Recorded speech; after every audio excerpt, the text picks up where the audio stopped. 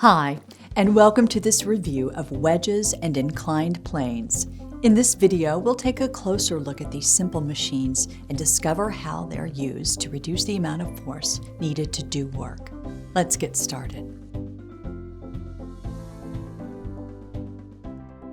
In order to simplify our discussion of simple machines, it's helpful to introduce the idea of mechanical advantage.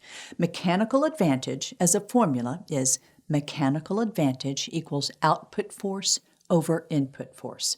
Essentially, this is a simple mathematical relationship that describes how we can reduce the amount of force needed to do work by increasing the distance over which a force is applied.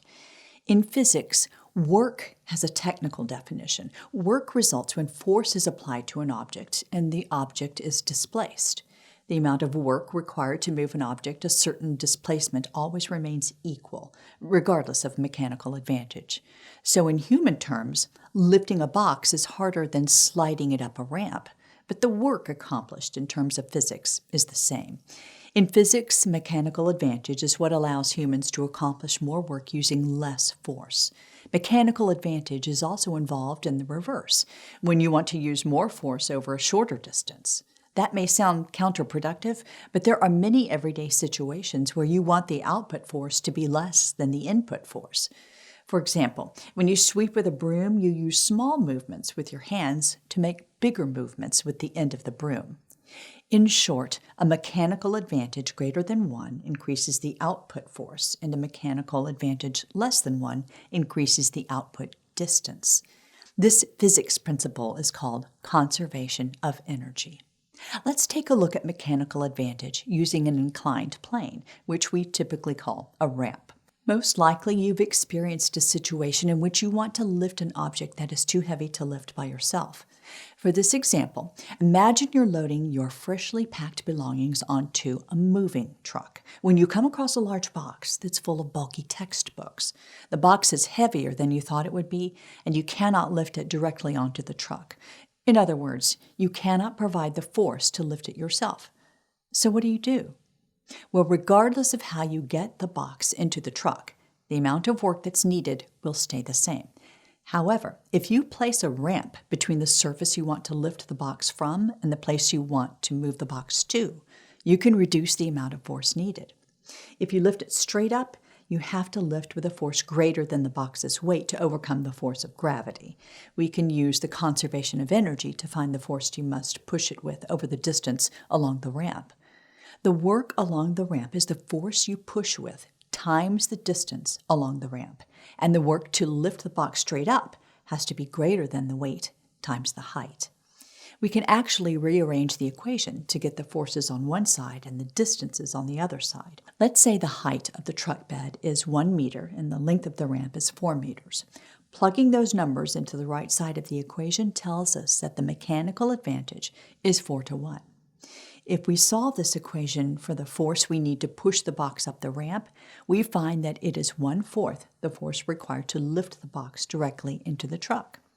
Hence, the inclined plane reduces the amount of force required to do the work. If we estimate the mass of the box to be 50 kilograms and use 10 meters per second squared for the acceleration due to the force of gravity, we find the lift force is equal to 500 newtons, and the force required to push the box up the ramp is 125 newtons, or, as noted, 1/4 the amount of the force required to lift the box directly onto the truck.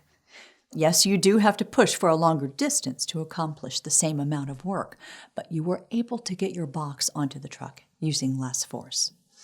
Now let's discuss a simple machine that's pretty similar to an inclined plane, the wedge. A wedge is a simple machine that can be considered as 2 inclined planes combined. It provides mechanical advantage in much the same way a ramp does by distributing the force applied to the top along the sides. You apply a vertical force, or Fv, along the top width, W, and that force gets distributed outward along the length of the wedge, labeled Fo. As you can see, the length along the sides is longer than the width along the top, which is where the force is provided. Let's take a look at how these dimensions and forces go into the mechanical advantage equation. The mechanical advantage here can be simply stated as the height of the wedge divided by the width of the wedge, which can also be written as the outward force, Fo divided by the vertical force, or Fv. Let's take a look at a few real-life examples. An axe used to split wood provides a striking force on a log, and that force is conducted outward along the sides of the axe to split the wood. A chef's knife is a wedge used to decrease the force needed to cut through food effectively. And an artist's chisel is used to carve a sculpture by driving a wedge into the material with enough force to split it into the desired shape. The last simple machine we'll go over is the screw. The screw can be thought of as a cylinder with a flat head and a tapered end wrapped by an inclined plane at some angle to create a number of turns per unit length. A screw gives the mechanical advantage to make it easier to turn it into some material using a screwdriver, which transfers the turning force along the top into a lateral force in order to drive the screw into or out of a material. There are many more details related to screws that we could discuss, but we'll leave that for another time. For now, let's go over a couple of review questions to wrap things up. Number 1, true or false? Simple machines reduce the amount of work necessary to move an object.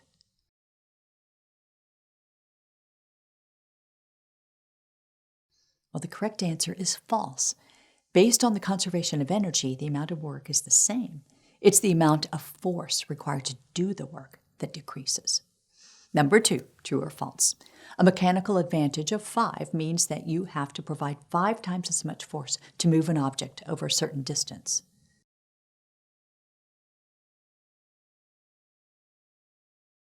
The correct answer is false.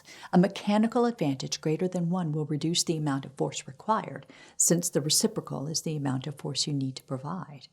Thus, a mechanical advantage of 5 means you need to provide 1/5 the amount of force to do work on an object. That's all for this review. Thanks for watching, and happy studying.